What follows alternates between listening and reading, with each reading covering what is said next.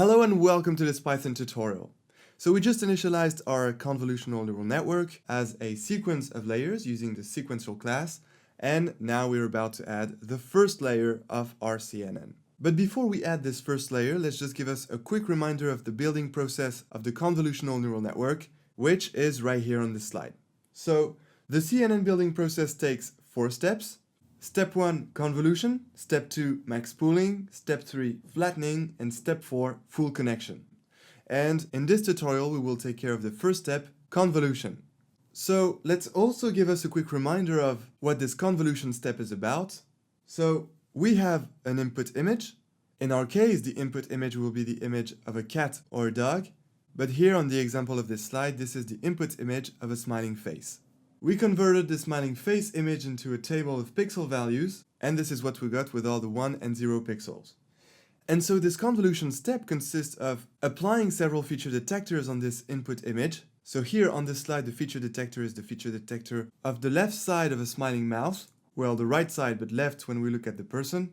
And for each feature detector that we use, we slide it all over the input image, and when the feature detector passes over the part of the face that contains this left side of the mouth that is smiling, well, we get a high number in this table on the right, and this table is the feature map. So for each feature detector that we apply on the input image, we get a feature map. The feature map contains some numbers, and the highest numbers of the feature map is where the feature detector could detect a specific feature in the input image. Alright, and that is the convolution operation. This operation here between the input image and the feature detector that results in a feature map is the convolution operation. And so we do this with many feature detectors. We will choose in this first convolution step the number of feature detectors that we create, and therefore the number of feature maps, because we get as many feature maps as feature detectors we use to detect some specific features in the input image. And therefore, eventually we get our first step convolution done. As soon as we create these many feature maps, that will form our convolutional layer. And that is exactly what we're going to build here, the convolutional layer composed of all these feature maps.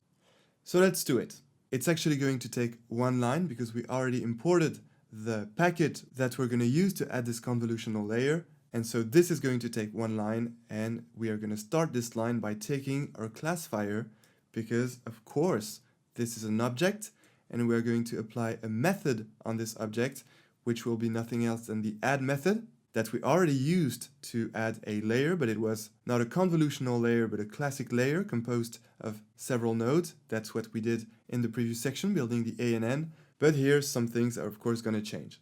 So let's take our classifier. Here we go, paste, and then dot to introduce the method.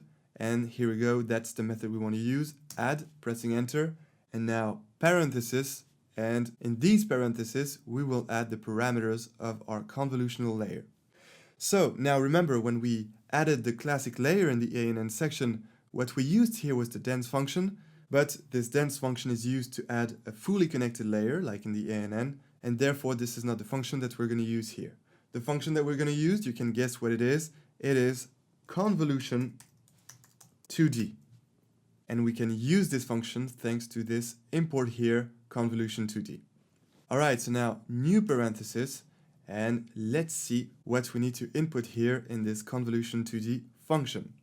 Alright, so I'm going to press here Command I to get some info about this convolution 2D function, and here we go. So we have several arguments, as you can see here, 64, 33, border mode, input shape. So let's see what they are. Alright, so the first argument is NB filter, the number of filters. So this is exactly the number of feature detectors that we're going to apply on our input image to get this same number of feature maps. So the number of filters that we choose here is the number of feature maps that we want to create as well, because there will be one feature map created for each filter used. Alright, so we need to choose this number of feature detectors, but that's not the only thing that we need to choose here. As you can see, okay, it says NB filter, number of filter, but it also says number of rows in the convolution kernel. So the convolution kernel is just another name for feature detector or filter. But anyway, we have this number of rows of our feature detector and also the number of columns of our feature detector. And so to understand what it is, if we go back on the slide, Well, the number of rows is the number of rows of this feature detector table that you see in the middle of this slide. And same number of columns is the number of columns of this feature detector table that you see in the middle of this slide. So basically, if we go back to Spider, well, the numbers here that you see in the parameters of the convolution 2D function, well, 64 here is the number of filters you want to use, 3 is the number of rows of each filter, and this other 3 here is the number of columns of our feature detector. So basically, if we choose 64, 3, and 3, that means that we'll create 64 feature detectors that are going to have the dimensions 3 by 3, and that will go through the input image to create 64 feature maps. So now, what are we going to choose here for our function? Well, we're not going to choose 64 because, first of all, if you look at most of the CNN architectures, you will see that a common practice is to start with 32. You know, we start with 32 feature detectors on the first convolutional layer, and then we add other convolutional layers with more feature detectors, like 64 and then 128 and then 256. But here, and that's the second reason, we're working on a CPU. Well, maybe some of you are working on a GPU and that's great, but if you follow the installation instruction, we are working on a CPU, so we want to start slowly. But don't worry, we'll get some very good results. At first we'll get some correct results, and then we will improve our CNN and get better results. Alright, so we are not going to choose 64 here, we're going to start with 32 feature detectors, but then we will choose these 3 by 3 dimensions for our feature detectors, and therefore we will add here 3, and 3. Alright, so that means that we create 32 feature detectors of 3 by 3 dimensions, and therefore our convolutional layer will be composed of 32 feature maps. Alright, then next argument. What is the next argument? This is border mode. So border mode, that's not the most important here. This is just to specify how the feature detectors will handle the borders of the input image, but most of the time we choose same here, that's the default value. So that's what we're going to choose here, and therefore we don't need to input it, since it will automatically take the default value. And then, very important argument, input shape. So what is input shape? That's the shape of your input image on which you are going to apply your feature detectors through the convolution operation. And that's a very important argument because all our images don't have the same size. They don't have the same format. And therefore we need to force them in some way having the same format. That means that we will convert all our images into one same single format and therefore one fixed size of the image. And we will do this conversion during the image preprocessing part, right after we build our CNN and just before we fit our CNN to our images. And therefore, in this input shape argument, we need to specify what is the expected format of our input images. That is the format into which our images will be converted. And so which format are we going to choose here? Well, first, let's go back to this slide to give us a quick reminder that input images are converted into 3D arrays if the image is a colored image, and into 2D arrays if the image is a black and white image. So here, since we are working with colored images, well, our images will be converted into 3D arrays during the image preprocessing part. And so what is this 3D array basically? Well, it is composed of 3 channels, each channel corresponding to one color, blue, green, or red.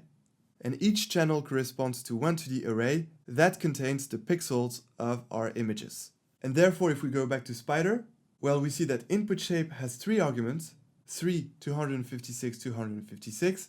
So as you might have guessed, 3 is the number of channels, so it will only be 1 if we are dealing with a black and white image, or 3 if we are dealing with a colored image. And then 256 and 256 are the dimensions of the 2D array in each of the channel. So here that means that we are expecting colored images of 256 times 256 pixels. Great, but this is not the format that we're going to use here. We're going to use a smaller format, and that is for the same reason that we're using a CPU and that we don't want to wait too many hours before the code finishes to execute. And therefore, here we're going to choose a smaller format, which will be 3 channels, because of course we want to keep these informations related to the colors, because you know cats and dogs don't have the same colors, and therefore differentiating them with the colors can be helpful to classify them. So we will keep the colors, and therefore we choose 3 here. But then we will choose a 64 times 64 format, because this will be way enough to get some good accuracy results. You will see in the end, If you're working on a GPU, you're welcome to choose a larger format like 128 by 128 or even 256 by 256, but you either need to use a GPU or run your code before sleeping for 8 hours. Alright, so let's input this format, but then there is one last thing that we need to be careful with here. It's the order of the input shape parameters here. As you can see, we start with the number of channels and then the dimensions of the 2D arrays. But this order of these input shape parameters is the order used in Theano backend. And here, as you can see, we're using TensorFlow backend. And the order in TensorFlow backend is not the same order as in Theano backend. This is actually the opposite order. We need to start with the 2D arrays dimensions and then the number of channels. And therefore, what we need to input here for our input shape argument is input underscore shape equals, then in parentheses, first the dimensions of our 2D arrays, and therefore 64, 64, and then the number of channels, 3. And that is because we're using TensorFlow backend. So just be careful with it. Make sure that you are using TensorFlow backend if you're using this code, and if you are using Theano backend, well, just input 3, 64, and 64.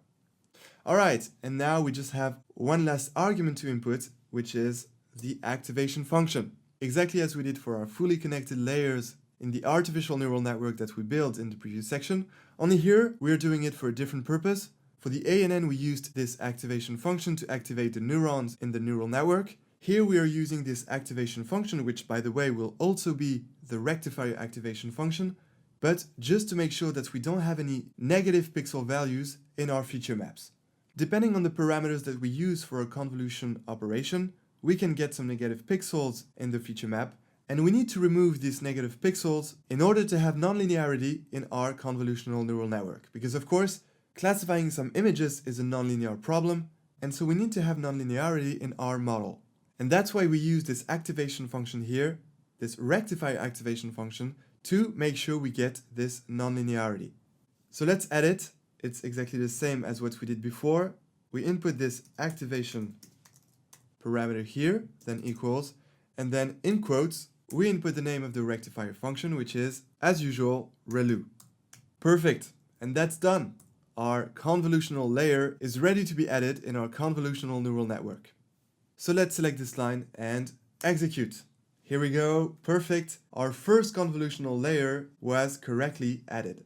So we are ready to move on to step 2, the pooling step, and that's what we'll do in the next tutorial. Until then, enjoy deep learning!